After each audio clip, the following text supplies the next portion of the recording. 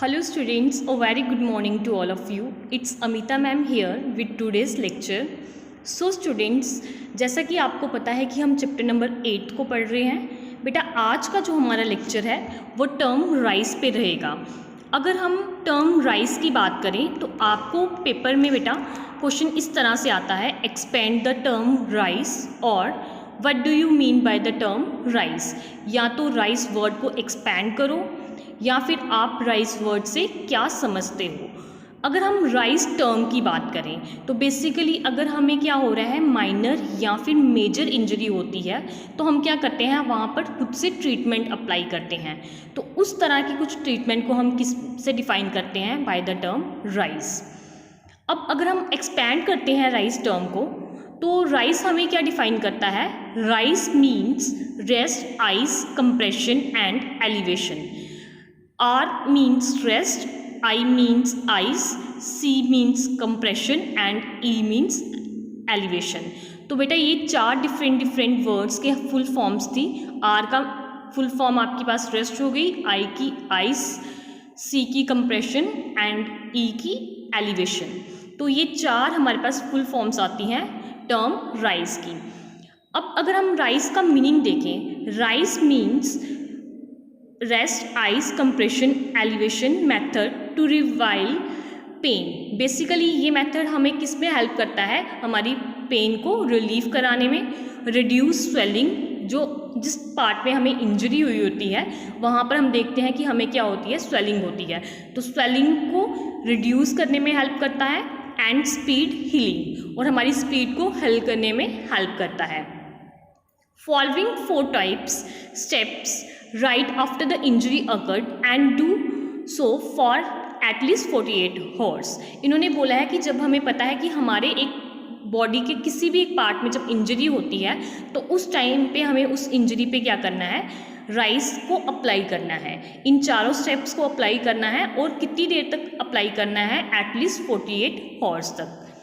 First one is rest. अगर हम rest को डिफाइन करें तो रेस्ट में हम क्या करते हैं बेटा, रिड्यूस योर रेगुलर एक्टिविटीज़। जितनी भी हम रेगुलर एक्टिविटीज़ पूरे दिन में परफॉर्म करते हैं, सबसे पहले क्या करो, उसको रिड्यूस करो, क्योंकि हमें पता है कि हमारी बॉडी में क्या हुआ है, इंजरी हुई है। तो अगर हम रेगुलर एक्टिविटीज़ को परफॉर्म करते रहेंगे तो जो माइनर इंजरी होती है वो क्या हो जाएगी, मेजर हो जाएगी। If you have injured your foot, ankle और नी, टेक वेट ऑफ इट। इन्होंने बोला है कि अगर हमें किसी भी बॉडी के पार्ट में, चाहे वो फुट है, चाहे एंकल है, चाहे नी है, उस पर इंजरी हुई है तो सबसे पहले आप उस पार्ट से वेट ऑफ कर दो। मतलब कि उस पार्ट पे वेट डालना बंद कर दो, या फिर आप अगर आर्म में हुई है तो अगर आप वेट लिफ्ट कर रहे हो, कोई भारी चीज़ उठा रहे हो तो वो टोटली बंद कर दो। अ क्रंच कैन हेल्प। यहाँ पर वर्ड यूज़ हुआ है बेटा क्रंच। क्रंच का मीनिंग क्या होता है, अगर हमारी राइट आर्म में क्या हुई है, इंजरी हुई है, तो हम राइट आर्म की टोटली मूवमेंट को क्या कर दें, स्टॉप कर दें, और उसकी जगह हम क्या करें, लेफ्ट आर्म का यूज़ करें। तो यहाँ पर भी यही चीज़ बोली है, अ क्रंच कैन हेल्प। इसकी जगह क्या करो, आप उसका अल्टरनेट लो और उससे आप क्या करो, help low. If your right foot और एंकल इज इंजर्ड। अगर आपका राइट फुट या राइट फुट की एंकल इंजर्ड है, use the crunch on the left side. इसलिए आप क्या करो, लेफ्ट साइड क्रंच की हेल्प लो या फिर लेफ्ट साइड से एक्टिविटी को परफॉर्म करो। इफ़ योर लेफ्ट फुट और एंकल इज इंजर्ड, या अगर आप ये बोल रहे हो कि आपका राइट फुट ठीक है, राइट एंकल ठीक है, आपकी लेफ्ट एंकल क्या हुई है, इंजर्ड हुई है, तो आप वहाँ पर क्या करो, जो अल्टरनेट यूज़ कर रहे हो वो राइट साइड का अल्टरनेट यूज़ करो। Use the crunch on the right side. इन्होंने बोला है क्रंच की हेल्प के साथ क्या करो, राइट साइड से एक्टिविटी को परफॉर्म करो। तो ये थी बेटा रेस्ट का मीनिंग। रेस्ट क्या डिफाइन करता है हमें। Now I means ice. अब सेकेंड पॉइंट क्या डिफाइन करता है, put an ice pack to the injured area for 20 minutes. इन्होंने बोला है जहाँ पर हमें लगी है उस इंजर्ड एरिया पे क्या करो, 20 मिनट्स तक आप आइस पैक का यूज़ करो। 4 to 8 times a day.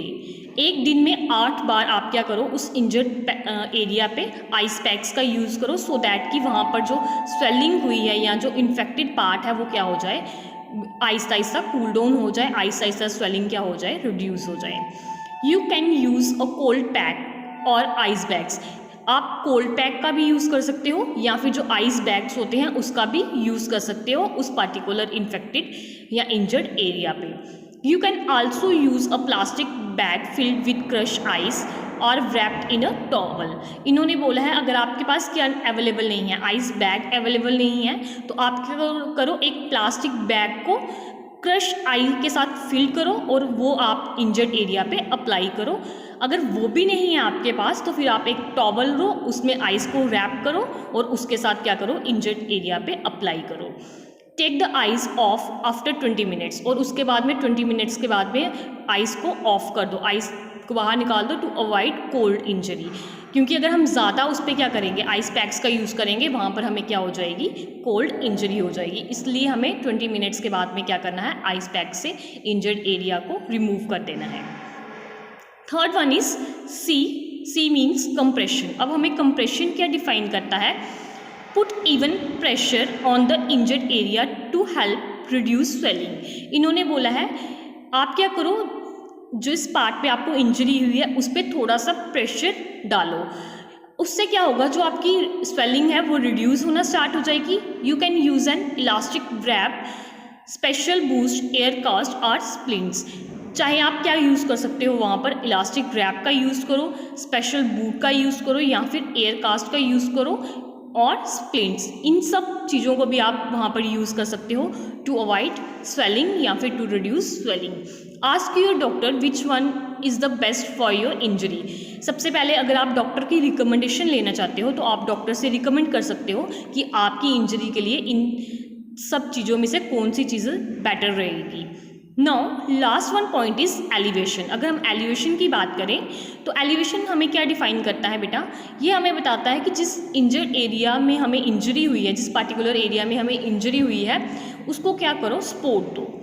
Put the injured area on a pillow.